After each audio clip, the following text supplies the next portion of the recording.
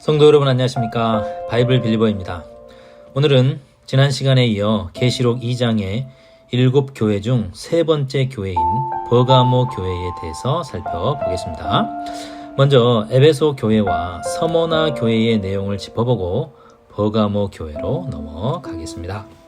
자, 1. 에베소 교회 시대 AD 31년에서 100년 교회의 영적 상태, 역사적 예수를 실제로 보았거나 생존한 사도들로부터 복음을 직접 들은 교회, 이른비 성령을 통해 부흥을 경험하고 박해에도 꿋꿋이 복음을 지킨 시대. 하지만 사도들이 점점 죽게 되자 복음에 대한 확신이 흔들리는 영적 상태. 2. 서머나 시대 AD 100년에서 313년 역사적 예수를 본 적이 없고 역사적 예수를 본 사도들이 사망하여 보지 않고 믿었던 교회 시대. 부흥과 더 강력한 핍박의 시대. 3. 버가모 시대 AD 313년에서 538년 박해가 그치고 교회가 세상과 타협하며 변질되어가는 교회의 영적 상태. 혹시 지금 보시는 이 표를 처음 보시는 분들은 이 강의가 저의 요한계시록의 4번째 강의입니다. 앞에 강의가 3개가 더 있습니다. 그 강의를 먼저 시청하시면 이 표와 그 밖의 다른 내용들을 이해하실 수 있을 겁니다. 자, 오늘 버가모 교회 혹은 버가모 시대입니다. 먼저 역사적 버가모 교회와 역사적 버가모 시대를 살펴보겠습니다. 버가모 교회가 있었던 이 버가모 시는 해발 300에서 400m 사이에 있는 도시입니다. 현재 터키 베르가마라고 하는 도시가 성경에 나오는 버가모입니다. 고지대에 있는 도시로서 이 상업이나 무역이 발달한 경제 도시보다는 정치, 종교, 군사적 도시의 면모를 보여주고 있죠. 또 아시아에 도청 소재지가 있었던 곳으로 로마의 총독이 주재하면서 대법원이 있었습니다. 황제 숭배를 가장 먼저 도입한 도시는 지난 시간에 배웠던 서머나시였습니다. 서머나시의 황제 숭배는 이미 죽은 황제를 신격화하는 황제 숭배였습니다. 자, 로마의 초대 황제인 아우구스투스 황제, 서머나 교회 시대에 이 황제는 이미 죽었습니다. 거의 100년 전 사람이니까요. 서머나시의 황제 숭배는 과거 업적이 있는 존경받을 만한 황제를 신으로 숭배하는 숭배였습니다. 자, 그런데 버가모는 거기에 한 발 더 나아가서 현재 살아있는 황제를 신으로 숭배하는 황제 숭배를 도입한 최초의 도시였습니다. 버가모를 역사의 무대 위에 올려놓은 사람은 알렉산더 대왕 사후에 이 4장수 중에 하나였던 리시마쿠스였습니다. 알렉산더는 전 세계를 그리스의 언어, 그리스의 철학, 그리스의 문화로 바꾸고 싶어 했죠. 그 정신을 이 리시마쿠스가 그대로 이어받았습니다. 여러분, 그리스 신화 아시죠? 그리스 신화의 신들의 왕은 제우스입니다. 제우스가 자라고 교육받은 곳은 크레타라고 하는 그 섬이라고 알려져 있는데, 제우스가 태어난 출생지로 거론되는 지역이 세네 군데 정도 됩니다. 그중 한 곳이 바로 버가모였습니다. 이 버가모 시민들이 얼마나 이 자부심이 강했겠습니까? 우리 동네는 신들의 제왕 제우스님이 태어나신 곳이야. 그래서 이 버가모시의 맨 꼭대기에는 그리스의 최고신 제우스의 신전이 있었고, 그 아래로 제우스의 딸로서 지혜와 전쟁의 여신인 아테나, 술과 환락의 신 디오니소스, 뱀과 치료의 신 아스클레피오스 등등등 많은 신들의 신전이 있었습니다. 아테나는 지혜와 전쟁의 여신인데요. 이 버가모가 산 위에 있는 요새였기 때문에 도시 자체가 전쟁에 유리한 조건을 갖춘 그런 군사 도시였습니다. 전쟁의 신을 섬기는 것이 자연스럽죠. 자, 또 아테나는 지혜의 여신입니다. 지혜의 여신을 섬기는 도시답게 버가모에는 그 당시 약 20만 권의 책을 소장한 엄청난 도서관이 있었습니다. 사람들의 지적 수준이 높은 도시라는 뜻이죠. 버가모 도시의 시민들의 학구열, 지식에 대한 열정이 대단했다는 겁니다. 버가모 도서관에 관해서 재미있는 일화가 있는데요. 당시 세계 최고의 도서관은 이집트 알렉산드리아에 있는 도서관으로서 약 40만 권 정도를 보유하고 있었습니다. 그런데 알렉산드리아 도서관에 불이 나서 많은 책들이 소실되었어요. 그래서 당시 이집트 파라오였던 클레오파트라가 크게 상심을 하고 있었는데, 상심한 클레오파트라를 위로하기 위해서 안토니우스가 이 버가모에 있는 도서관에서 책을 조달해 가지고 클레오파트라에게 선물했다는 이야기가 있습니다. 자, 또 버가모의 자랑 중에 하나는 뱀과 치료의 신 또는 의료의 신이라고 하는 아스클레피오스의 신전입니다. 치료와 의학의 신이다 라고 하는 것은 오늘날식으로 말하면 큰 종합병원이 있었다는 뜻이죠. 자, 이곳은 신전이면서 병원이고 동시에 의과 대학을 겸하는 곳이었습니다. 치료와 의학의 신인데 왜 뱀의 신일까요? 뱀의 독으로 병을 치료했기 때문입니다. 아마 여러분들도 이 버가모 뱀신의 문양을 보셨을 겁니다. 오늘날 구급차와 세계보건기구 WHO에 뱀이 돌돌 말려 올라가는 이 문양이 그리스의 뱀과 의학의 신 아스클레피오스를 상징하는 것입니다.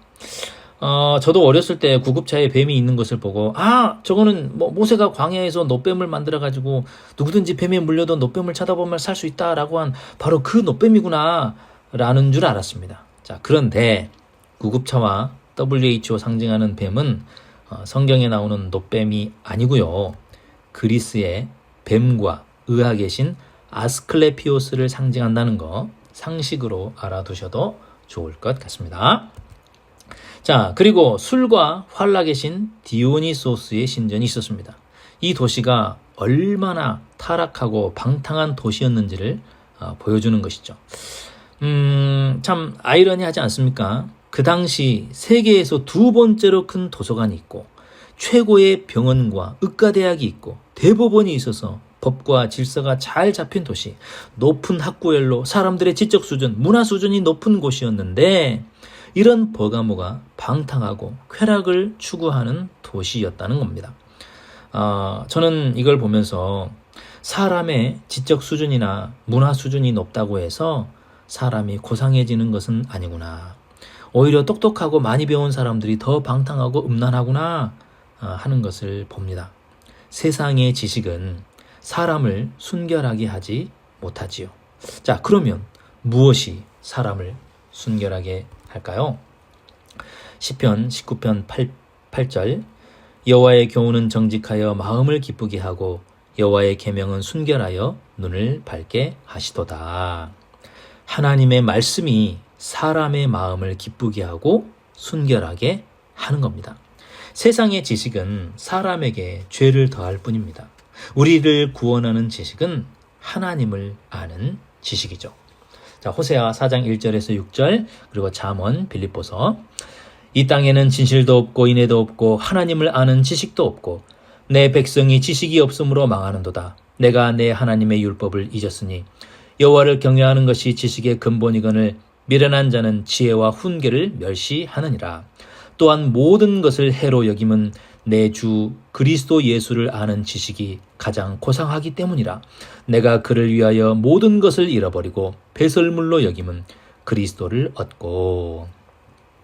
세상의 지식은 약간의 유익을 줄 수는 있습니다. 그러나 영원한 유익을 얻는 지식은 예수 그리스도를 아는 지식임을 믿고 그 지식 알기를 힘쓰시기 바랍니다. 자, 지금까지는 역사적 버가모 도시였고요. 자, 이제 버가모 교회가 상징하는 버가모 시대, 즉 AD 313년에서 538년까지의 교회의 영적 상태를 살펴보겠습니다. 우리가 AD 313년 하면 밀라노 칙령이 떠오르는데요. 도대체 밀라노 칙령 하는데 밀라노 칙령이 뭘까요? 자, 313년 밀라노 칙령. 정제 콘스탄티누스와 정제 리키니우스는, 자, 우리가 밀라노 칙령하면 콘스탄티누스만 생각하는데 서로마의 황제인 콘스탄틴과 동로마의 황제인 니키니우스, 이 두 사람이 공동으로 발표하는 겁니다.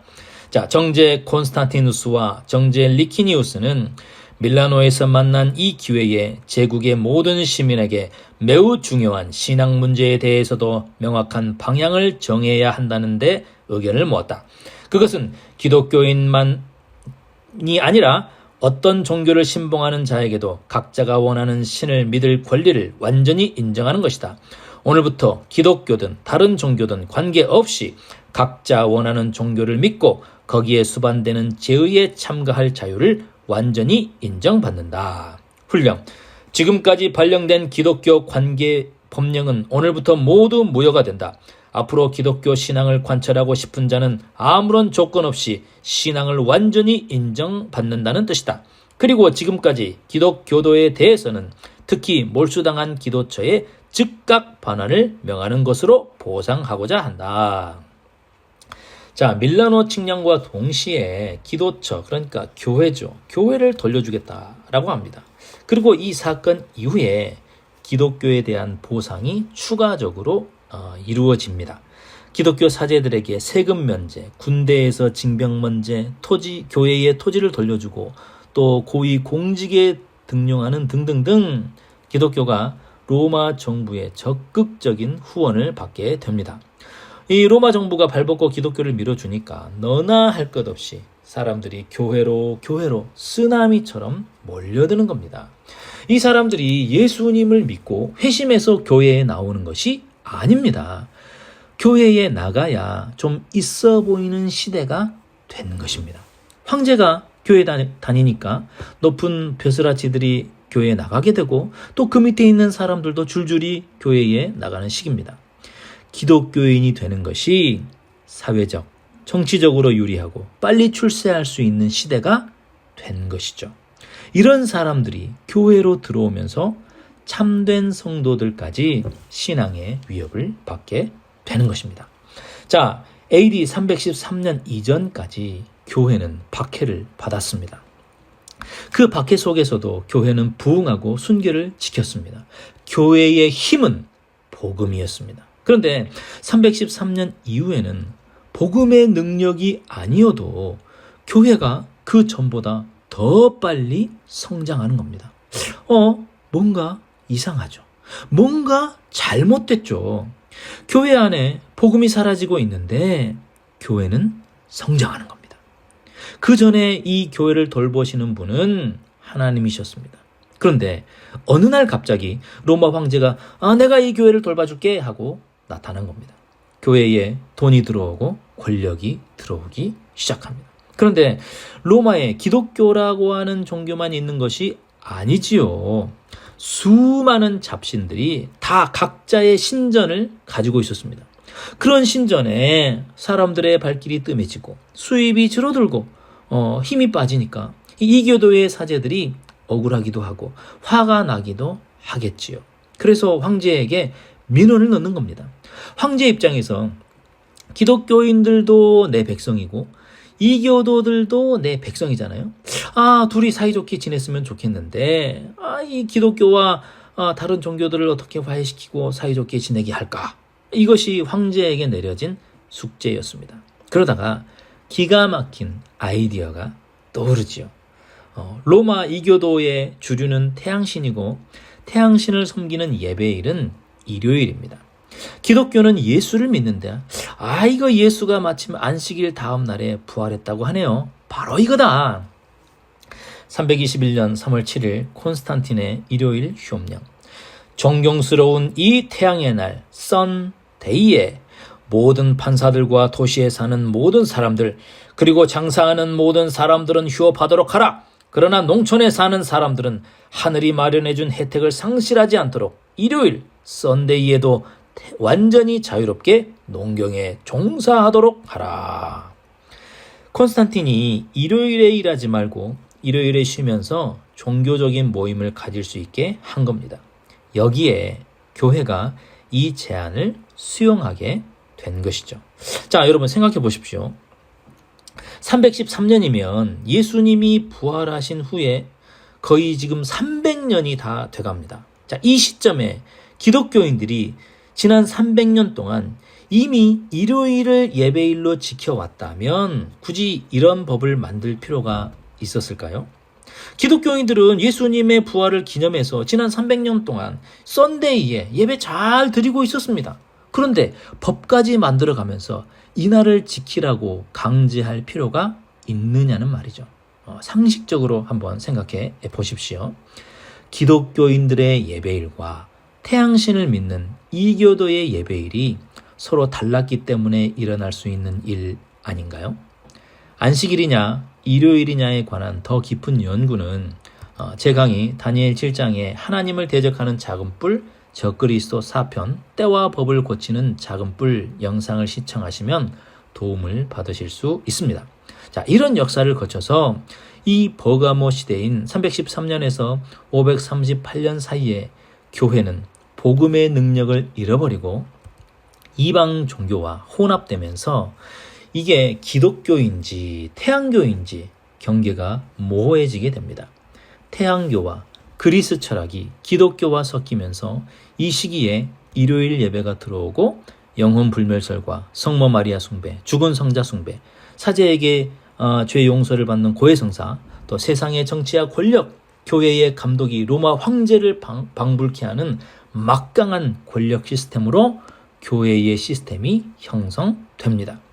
버가모 교회 시대에는 이렇게 박해가 그치고 복음의 능력을 잃어가면서 세상을 닮아가는 시대였습니다. 그렇게 성경과 그리스 철학이 섞이고 성도와 이교도가 섞여가는 일이 313년부터 538년까지 계속되었습니다. 자, 그러면 왜 538년일까요? 로마 교황이 로마 황제의 권력을 넘어서서 교황이 권력의 넘버1이 되고 황제가 넘버2로 밀려나는 역사적인 기점이 AD 538년입니다. AD 538년에 교황은 완전히 세속의 권력을 거머쥐고 명실상부 최고의 자리에 오르게 됩니다. 더 이상 교회가 세속의 왕들, 황제의 눈치를 볼 필요가 없고 거꾸로 왕과 황제들이 교황의 눈치를 봐야 하는 시대가 된 것입니다. 538년을 기점으로 우리가 세계사 시간에 배웠던 중세 종교 암흑 시대라는 말이 시작되는 것입니다. 종교 암흑 시대, 종교가 세상을 다스리는 시대라는 말 아닙니까? 그리고 그 종교는 기독교였고 그 종교의 수장이 바로 교황이었습니다. 버가모 교회 시대는 순결한 신앙이 타락해가는 시대이고 그 시기가 313년에서 538년입니다. 538년에 대한 더 깊은 내용은 역시 제 강의 다니엘 7장 하나님을 대적하는 작은 뿔 적그리스도 1편을 시청하시면 도움을 받으실 수 있습니다. 자, 본문을 보겠습니다. 요한계시록 2장 12절 버가모 교회의 사자에게 편지하라. 좌우에 날선 검을 가지신 이가 이르시되. 버가모에는 그 당시 소아시아에 대법원이 있었고 총독이 주재하고 있었습니다. 이 총독의 권력을 상징하는 것이 좌우에 날선 검이었습니다. 총독은 항상 칼을 차고 있었고 그 칼 끝에 사람 목숨이 왔다 갔다 하는 것이죠. 옳고 그름에 대한 판단, 유죄와 무죄의 판단이 총독에게 달려있는 겁니다. 우리가 봤을 때, 이 서민들이 봤을 때 유죄인 것 같지만 총독이 무죄라고 하면 무죄인 겁니다. 그런 것이 권력 아니겠습니까? 사람의 판단 기준은 진리를 기준으로 삼지 않습니다. 사람의 판단으로 십계명의 안식일보다 일요일이 맞다. 영혼은 불멸한다. 지옥에서 죽지도 못하고 영원히 고통받는 것이다. 마리아는 신의 어머니로서 원죄가 없으신 거룩한 분이시다. 하나님이 죄를 용서해 주는 것이 아니라 사제에게 죄를 용서해 줄 수 있는 권한이 있는 것이다. 등등등. 성경의 진리를 사람의 철학과 학문의 잣대로 판단해 버린 것이죠. 성경에서 좌우의 날선 검이 상징하는 것은 무엇입니까? 히브리서 4장 12절, 요한계시록 1장 19장. 자, 하나님의 말씀은 좌우의 날선 어떤 검보다도 예리하여 그의 오른손에 7별이 있고 그의 입에서 좌우의 날선 검이 나오고 그의 입에서 예리한 검이 나오고 그것으로 만국을 치겠고 그 나머지는 말탄 자의 입으로부터 나오는 검의 죽음에 하나님의 말씀이 좌우에 날선 검입니다. 또 그 검은 예수님의 입에서 나옵니다. 자, 이사야 11장 4절, 49장 2절, 그리고 데살로니가후서 2장 8절. 공의로 심판하며 판단할 것이며 그의 입의 막대기로 세상을 치며 그의 입술의 기운으로 악인을 죽일 것이며 네, 메시아의 입을 날카로운 칼같이 만드시고 그때에 불법한 자가 나타나리니 주 예수께서 그 입의 기운으로 그를 죽이시고 강림하여 나타나심으로 패하시리라. 하나님의 말씀과 하나님의 입, 예수님의 입에서 나오는 기운이 좌우의 날선 검입니다. 자, 사도 바울과 사도 요한이 이사야의 말씀을 인용한 것이 보이십니까? 버가모 시대에 예수님이 좌우의 날선 검을 가지신 이로 나타난 이유는 오직 성경 말씀을 진리의 기준으로 삼으라는 뜻이죠. 그런데 이 시대의 교회가 성경 말씀을 진리의 기준으로 삼지 못하고 세상의 학문과 철학, 돈과 권력의 기준에 맞췄습니다. 성경의 진리를 무너뜨리면서 그것이 옳다고 믿을 뿐 아니라 그렇게 믿으라고 강요하는 시대임을 지적하는 것이죠. 자, 13절. 내가 어디에 사는지 내가 아노니 거기는 사탄의 권세가 있는 데라. 내가 내 이름을 굳게 잡아서 내 충성된 증인 안디바가 너희 가운데 곧 사탄이 사는 곳에서 죽임을 당할 때에도 나를 믿는 믿음을 저버리지 아니하였도다. 버가모 시대에는 황제가 교회의 우두머리 역할을 하면서 본인도 복음이 뭔지 모르면서 감나라 배나라 하는 식으로 교회가 운영되고 있는 것입니다. 거기에 대해서 참된 그리스도인들이 목소리를 내면 시대에 뒤떨어지는 신앙인이 되는 것이고 목소리를 내더라도 복음을 모르면서 교회 다니는 나이롱 신자들이 더 많은 시대인 겁니다. 예를 들어 봅시다. 만약 여러분이 다니는 교회 정문 앞이나 예배당에 마리아 신상을 세워놓고 교회 출입할 때마다 또 예배할 때마다 마리아 신상 앞에 고개 숙여 절을 해야 한다면 여러분 어떻게 하시겠습니까? 천주교처럼 하는 거죠. 천주교 성당 앞에 마리아 상이 있고 신자들이 출입할 때마다 마리아 앞에 고개를 숙입니다. 자, 개신교 성도들에게 이것을 하라고 하면 하시겠습니까? 안 하겠다고 하겠죠. 그런데 놀랍게도 같은 교회 다니는 장로님, 집사님들이 이걸 하자는 겁니다. 해도 된다는 겁니다. 깜짝 놀라서. 이거 하면 안 됩니다. 지금 우상 숭배하자는 겁니까? 그랬더니 목사님이 그러면 우리 이 문제를 가지고 온 교회 성도들이 투표해서 정합시다 하고 총회를 열어서 전교인이 투표를 한 겁니다.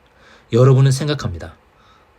어떤 바보가 여기에 찬성하겠어? 이건 말도 안 되는 건데. 자신이 있었습니다. 그런데 막상 뚜껑을 열어보니까 찬성 75표, 반대 25표로 마리아에게 절하고 기도하는 것이 가결되었습니다. 다음 주부터 교회 앞과 예배당에 마리아상을 갖다 놓을 테니 성도님들께서는 거룩한 신의 어머니이시며 원죄가 없으신 성모 마리아께 지극정성으로 기도하시기 바랍니다. 아니 이게 뭡니까? 장로님, 집사님, 이게 찬성이라니요. 목사님도 찬성하시는 건가요? 이런 일이 버가모 시대 교회에서 일어난 일이라고 생각하시면 됩니다. 교회 성도의 구성원이 박해를 이겨낸 참된 신자보다 세상에 출세와 특혜를 바라고 들어온 이교를 믿는 나이롱 신자가 더 많아졌기 때문에 생겨난 일입니다. 한 역사가가 이렇게 기록했습니다. 이 시대의 교회는 예수를 믿는 성도보다 예수를 믿지 않으면서 성도라고 불리는 무리들이 더 많았다. 교회는 나왔지만 여전히 이교의 습관들을 그대로 가지고 예수를 태양신이나 제우스처럼 믿는 것이죠. 교회의 머리는 그리스도이셔야 하는데 세상의 왕이 교회의 머리 역할을 하고 있으니까 거기가 사탄의 권자가 있는 겁니다. 자, 내가 어디에 사는지 내가 아노니 거기는 사탄의 권자가 있는 데다. 사탄이 담임 목사인 교회에서 네가 신앙생활하고 있는 거 내가 안다. 그런 뜻입니다. 이런 교회에서 참된 믿음을 지키기가 정말 힘들고 괴롭겠죠. 하나님이 그 와중에도 네가 참된 신앙을 잃지 않고 버티고 있는 거 내가 알고 있어 말씀하시는 겁니다. 자, 다음, 내가 내 이름을 굳게 잡아서 내 충성된 증인 안디바가 너희 가운데 곧 사탄이 사는 곳에서 죽임을 당할 때에도 나를 믿는 믿음을 저버리지 아니하였도다. 자, 충성된 증인 안디바는 누구일까요? 일단 버가모 시대인 313년에서 538년은 기독교 박해가 없는 시대입니다. 박해가 끝났다는 것은 더 이상 순교도 없다는 뜻입니다. 이 시대는 순교 시대가 아닙니다. 역사적 버가모 교회에서 안디바라는 한 성도의 전승이 있습니다. 도미티아누스 황제 때에 버가모의 이 안디바라는 그리스도인이 황제 숭배를 거절해서 벌겋게 달궈진 이 황소 모양의 쇠 솥단지 같은 곳에 들어가서 온몸이 시커멓게 구워지는 순교를 했습니다. 그때에도 역사적 버가모 교회 성도들이 믿음을 지킨 것을 칭찬하는 것이고, 이 사건을 버가모 교회 시대로 가져오면 황제 숭배나 기타 다른 우상 숭배, 그리스의 여러 잡신들을 숭배하는 그런 숭배 속에서도 타협하지 않고 성경적인 바른 믿음을 지킨 것에 대한 칭찬과 격려의 말씀입니다. 사탄이 서머나 교회 시대에는 물리적인 힘으로 교회를 공격했는데 실패했습니다. 그러자 작전을 바꿔서 버가모 교회 시대에는 타협과 타락과 공존이라고 하는 유혹을 한 것이죠. 박해는 교회를 더 곤고하고 복음을 더 깨끗하게 하는 도구였습니다. 그런데 박해가 사라지고 철학과 문화와 타협이 들어왔습니다. 그랬더니 교회가 흔들리는 겁니다. 악과 타협해야 하는 것이 물리적인 핍박보다 더 위협적으로 교회를 약화시킨 것이죠. 충성된 증인 안디바가 죽임을 당할 때 믿음을 지켰다는 것은 순교시대 이후에도 순교시대의 믿음을 잃지 않고 지켜나간 것에 대해 고맙다, 잘했다 말씀하시는 겁니다. 14절에서 16절, 그러나 내게 두어 가지 책망할 것이 있나니 거기 내게 발람의 교훈을 지키는 자들이 있도다. 발람이 발락을 가르쳐 이스라엘 자손 앞에 걸림돌을 놓아 우상의 제물을 먹게 하였고 또 행음하게 하였느니라. 이와 같이 내게도 니골라당의 교훈을 지키는 자들이 있도다. 그러므로 회개하라. 그리하지 아니하면 내가 내게 속히 가서 내 입의 검으로 그들과 싸우리라. 자, 15절에서 이와 같이 내게도 라는 말을 통해 14절의 발람의 교훈과 15절의 니골라당의 교훈이 같은 의미의 다른 표현이라는 거 들어오십니까? 자, 먼저 니골라당의 교훈은 에베소 교회 할 때 다뤘기 때문에 요점만 말씀드리겠습니다. 그리스 철학과 문학을 기독교와 섞어서 믿는 것을 말합니다. 영지주의라고 하죠.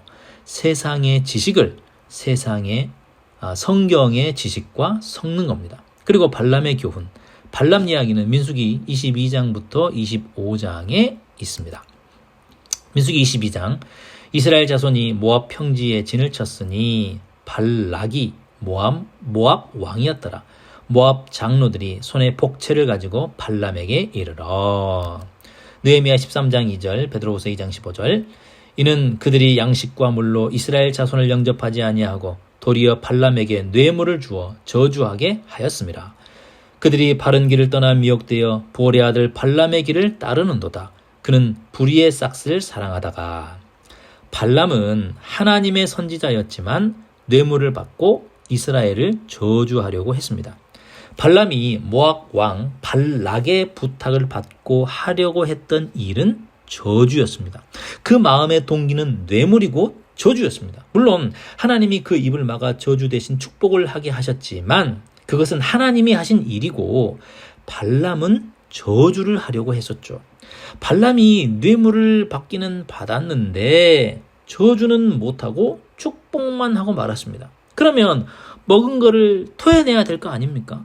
그런데 이 토해낼 수는 없고 그래서 한 가지 꾀를 내는데 그것이 민수기 25장입니다. 자, 민수기 25장. 이스라엘이 모압 여자들과 음행하기를 시작하니라. 그 여자들이 자기 신들에게 제사할 때에 이스라엘 백성을 청하매 백성이 먹고 그들의 신들에게 절함으로 이스라엘이 바알보올에게 가담한지라. 여호와께서 이스라엘에게 진노하시니라. 이는 그들이 속임수로 너희를 대적하되 부올의 일과 미디안 지관의 딸 곧 부올의 일로 우상숭배 행음의 일로 너희를 유혹하였음이니라.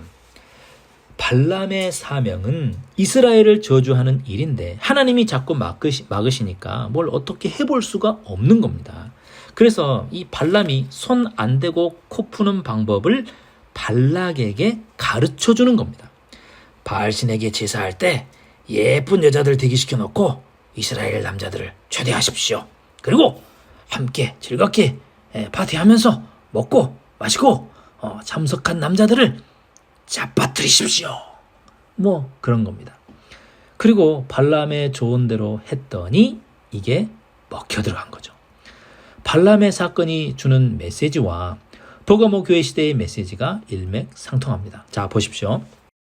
이스라엘은 지금 광야에서 불기둥, 구름기둥의 인도를 받으며 40년을 살았습니다. 하나님을 온전히 믿고 따르지 못했던 출애굽 1세대는 다 광야에서 죽고 2세대가 가나안 앞에 와 있습니다. 자, 이들은 믿음의 연단을 많이 받았어요. 모압 여자들과 제사에 참석한 남자들은요, 출애굽 2세대로 광야에서 나고 자란 사람들입니다. 믿음이 신실한 사람들이에요. 이 사람들이 이 사건만 아니었다면 믿음으로 요단강을 건너고 여리고성 무너뜨리고 여호수아와 함께 가나안 정복의 선봉장이 되었을 사람들입니다. 그런데 이렇게 신실한 믿음의 사람들이 음행의 유혹에 무너진 겁니다. 서머나 교회 시대에 그리스도인들이 죽도록 충성하며 지켰던 믿음이었습니다. 가난하고 궁핍하게 살면서 지하 공동묘지 카타콤에 들어가 햇빛도 못 보면서 지켰던 믿음이었습니다. 사형장에 끌려가서 순교할 때면 저같이 부족한 사람에게 순교의 영광을 주셔서 감사합니다 하고 기뻐했던 사람들이었습니다. 그런데 그 믿음이 발람의 교훈으로 한순간에 무너진 것이죠. 교회 안에 들어온 권력, 돈, 명예, 사자의 이빨과 화염 속에서도 꺾이지 않았던 믿음이 돈 앞에 꺾여버린 겁니다. 그것이 발람의 교훈을 지키는 자들입니다. 그래서 교회 안에 우상 숭배가 들어오고 음행이 들어오게 되는 것이죠. 성경에서 우상 숭배와 음행은 동의어라고 보시면 됩니다. 그래서 이 천주교회의 10계명에는 둘째 계명인 우상을 만들지 말라라는 계명이 없습니다. 여러분 그거 아세요? 천주교 10계명은 성경의 10계명과 다릅니다. 우상을 만들지 말라는 계명이 없어요. 빼버렸어요. 왜? 우상을 만들어서 쓰고 있으니까요. 제 말이 믿기지 않으면 오늘 영상 다 보신 후에 천주교 10계명이라고 검색해 보시기 바랍니다. 둘째 계명, 우상 만들지 말라라는 계명을 아예 삭제시켜버리고 넷째 계명, 안식일을 거룩히 지키라는 계명은 주일을 거룩히 지키라는 말로 바꿔버렸습니다.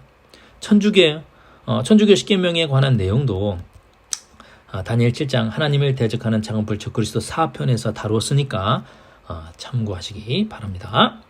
자, 12절과 16절 버가모 교회 사자에게 편지하라. 좌우에 날선 검을 가지신 이가 이르시되 그러므로 회개하라. 그리하지 아니하면 내가 내게 속히 가서 내 입의 검으로 그들과 싸우리라. 자, 12절에서 좌우에 날선 검을 가지신 이가 나오고 16절에서는 내 입의 검으로 싸우겠다는 말씀이 나옵니다. 그만큼 버가모 시대에는 성경 말씀이 무시당하고 성경의 진리의 칼날이 무뎌지는 시대였습니다. 그러니까 이 시대에 예수님이 성경의 날선 검을 강조할 수밖에 없는 것이죠. 자, 마지막 17절. 귀 있는 자는 성령이 교회들에게 하시는 말씀을 들을지어다. 이기는 그에게는 내가 감추었던 만나를 주고 또 흰 돌을 줄 터인데 그 돌 위에 새 이름을 기록한 것이 있나니 받는 자밖에는 그 이름을 알 사람이 없느니라. 지성소 법궤 안에는 세 가지의 보물이 있었습니다. 십계명 돌판, 만나를 담은 항아리, 그리고 아론의 쌍난 지팡이. 만나는 이스라엘 백성이 광야 생활에서 하나님의 은혜로 살았다는 것을 기념하는 것이었습니다. 지성소는 대제사장 외에는 들어갈 수가 없었기 때문에 감추었던 만나라는 말은 아주 적절하고 자연스럽습니다. 그리고 대제사장이라 할지라도 지성소에 들어가서 만나를 먹고 그런 것은 아니잖아요. 자, 그런 만나를 먹게 해주겠다라고 하는데, 자, 성경에서 만나가 상징하는 것은 무엇일까요? 요한복음 6장 22절에서 59절, 내가 곧 생명의 떡이니라. 너희 조상들은 광야에서 만나를 먹었어도 죽었거니와 이는 하늘에서 내려오는 떡이니 사람으로 하여금 먹고 죽지 아니하게 하는 것이니라. 이 떡을 먹으면 영생하리라. 내가 줄 떡은 곧 세상의 생명을 위한 내 살이니라. 감추었던 만나를 준다는 것은 영생을 약속하겠다라는 것입니다. 자, 또 흰 돌은 무엇일까요? 버가모 시에는 대법원이 있다고 했지요. 재판에서 판결을 할 때 배심원들이 유죄와 무죄를 투표할 때 쓰이는 투표용지 같은 것이 흰 돌과 검은 돌이었습니다. 무죄면 흰 돌을 보자기에 넣고 유죄라고 생각하면 검은 돌을 보자기에 넣어서 흰 돌과 검은 돌의 개수를 세서 피고의 죄를 판단하는 것입니다. 자, 흰 돌을 주겠다는 것에는 중요한 메시지가 있습니다. 버가모 시대에 성경의 진리를 믿는 성도들의 신분은 무엇입니까? 많은 설교자들이 성도들을 피고라고 생각하면서 흰 돌이 많아서 무죄를 선고받는 것으로 생각합니다. 자, 그러면 법정에서 흰 돌을 피고에게 주는 겁니까? 아니지요. 피고에게는 흰 돌이든 검은 돌이든 주지 않습니다. 돌을 가지고 보자기나 항아리에 던져 넣을 수 있는 사람은 배심원이나 재판관입니다. 성도는 피고석에 있는 것이 아니라 배심원석이나 재판석에 앉아 있는 것이죠. 흰 돌을 준다고 했잖아요. 흰 돌의 개수에 의해서 판단을 받는 것이 아니라 흰 돌을 손에 쥐고 있는 사람, 판단을 받는 입장이 아니라 판단을 하는 입장인 것이죠. 이해되십니까? 현실 세상인 버가모 시대의 성도들은 마치 피고석에 앉아 있는 것과 같습니다. 재판관과 배심원들은 복음이 뭔지도 모르고 이교와 기독교를 섞어서 믿고 있는 나이롱 신자들입니다. 그런 사람들이 참된 성도들에게 검은 돌을 던지면서 네가 틀렸어, 너 이단이지 하면서 정죄합니다. 그러나 하나님의 판결은 다릅니다. 이기는 자는 피고석이 아니라 재판관과 배심원으로서 악인들을 심판하겠다는 것이죠. 요한계시록 20장 6절, 이 첫째 부활에 참여하는 자는 복이 있고 거룩하도다. 둘째 사망이 그들을 다스리는 권세가 없고 도리어 그들이 하나님과 그리스도의 제사장이 되어 1000년 동안 그리스도와 더불어 왕노릇하리라. 우리가 왕노릇 한다는 것은 다스린다는 것인데 제사장이 되어 왕으로 다스리는 것입니다. 대제사장은 예수님이시죠. 자, 죄를 사하는 권세는 예수님께 있습니다. 대제사장 예수님은 판사님이시고 제사장은 배심원이라고 이해하시면 편할 것 같습니다. 자, 또 흰 돌 위에 새 이름이 새겨져 있다고 하는데요. 누구의 이름일까요?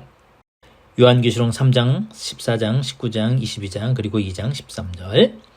이기는 자는 내가 하나님의 이름과 하나님의 성, 곧 하늘에서 내 하나님께로부터 내려오는 새 예루살렘의 이름과 나의 새 이름을 그 이기는 자 위에 기록하리라. 또 내가 보니 14만 4천이 서 있는데 그들의 이마에는 어린 양의 이름과 그 아버지의 이름을 쓴 것이 있더라. 그 백마탄 자의 눈은 불꽃 같고 그 머리에는 많은 관들이 있고 또 이름 쓴 것이 하나 있으니 자기밖에 아는 자가 없고 그의 얼굴을 볼 터이요 그의 이름도 그들의 이마에 있으리라. 거기는 사탄의 권자가 있는 데라. 내가 내 이름을 굳게 잡아서 내 충성된 증인 안디바가. 흰 돌 위에 새겨진 이름, 승리한 성도의 이마에 새겨진 이름, 백마탄 예수님의 머리에 있는 면류관에 쓰여진 이름이 있습니다. 이 이름들은 누구의 이름일까요? 어린 양 예수 그리스도의 이름 아니겠습니까? 우리가 다 예수님의 이름을 아는데 왜 받는 자밖에는 그 이름을 알 수가 없다고 하는 걸까요? 자, 예를 들어 보겠습니다. 버가모 시대에 구원받은 두 성도가 있다고 가정해 보겠습니다. 자, 구원을 받았으니까 둘 다 흰 돌을 받았겠지요. 자, 흰 돌에 새겨진 새 이름은 예수님의 이름입니다. 그런데 A 성도와 B 성도가 받은 흰 돌의 이름이 다르다는 겁니다. 왜일까요? 아니, 다를 수가 있나요? 우리를 구원한 분은 오직 한 분 예수 그리스도이신데 말입니다. 자, 흰 돌 위에 새겨진 이름이 모두 예수님이지만 그 예수님을 표현하는 이름은 다 다를 수가 있지요. 전능하신 하나님, 사랑의 하나님, 위로의 하나님, 기적의 하나님, 용서의 하나님, 창조주 하나님, 나를 붙드시는 하나님, 승리하시는 하나님, 긍휼이 많으신 하나님. 제 이야기를 좀 하겠습니다. 저는 어렸을 때 성격이 아주 내성적이었습니다. 지금의 저를 아시는 분들은 제 말을 아마 안 믿으시겠지만, 그래서 이제 어쨌든 저는 어렸을 때 내성적이어가지고 너무 소심해서 혼자 있는 것을 좋아하고 혼자서 하는 운동을 잘했습니다. 제가 운동을 좋아하고 아주 잘했어요. 보통 뭐 그렇게 말하잖아요. 내가 옛날에는 날라다녔다고 그러잖아요. 제가 진짜 날라다녔을 정도로 운동을 잘했습니다. 그런데 혼자 하는 것을 잘했기 때문에 여러 명이서 하는 것은 잘 못했어요.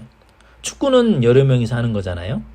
그래서 저는 축구나 농구 뭐 이런 것은 별로 싫어했습니다. 좋아하지도 않았어요. 못했어요. 그리고 또 혼자서 할 수 있는 운동, 뭐 팔굽혀펴기 150개에서 200개, 평행봉 한 30에서 40개, 턱걸이 한 30에서 40개, 유몸 일으키기 1분에 68개, 100m 12초, 수영 1시간 내내 멈추지 않고 레일을 왔다 갔다 했고, 초등학교 4, 5학년 정도의 마라톤 거의 완주했고요. 중학교 때는 한 2층 높이 정도에서 뛰어내릴 수 있었고, 팔을 위로 쭉 뻗어서 손보다 높은 담장을 1초 만에 뛰어 넘어갈 수 있었습니다. 제가 진짜 날아다녔죠. 저는 혼자 하는 것을 좋아했어요. 그래서 저는 친구가 그렇게 많지 않았습니다. 친한 친구 딱 한 명만 있으면 됐습니다. 다른 친구는 필요 없었어요. 한 명만 있으면 되니까요. 그런데 저의 친구는 저 말고도 친구가 많더라고요. 저는 그게 항상 부러웠습니다. 그래서 제가 늘 기도하는 것이 뭐였냐면, 예수님이 저의 친구가 되어주세요. 저에게는 예수님이 가장 친한 친구입니다. 하는 거였습니다. 그래서 제가 버가모 시대에 살았다면 흰 돌에 이런 이름이 새겨지지 않았을까 상상을 해봅니다. 나의 가장 친한 친구이신 예수 그리스도라고 말입니다. 여러분의 흰 돌 위에는 예수님의 어떤 이름이 새겨져 있습니까? 지금 여러분과 함께 하시는 예수님은 어떤 이름으로 여러분과 동행하고 계십니까? 그분과 어떤 동행을 했는지는 오직 여러분만 알 수 있답니다. 여러분의 흰 돌에 새겨질 새 이름을 생각하며 오늘도 성경의 진리를 알고자 바이블 빌리버를 시청하고 계시는 여러분을 주님의 새 이름으로 축복합니다. 자, 오늘 강의는 여기까지입니다. 오늘도 긴 시간 시청해 주신 모든 분들께 진심으로 감사를 드리며 지금까지 바이블 빌리버였습니다. 감사합니다.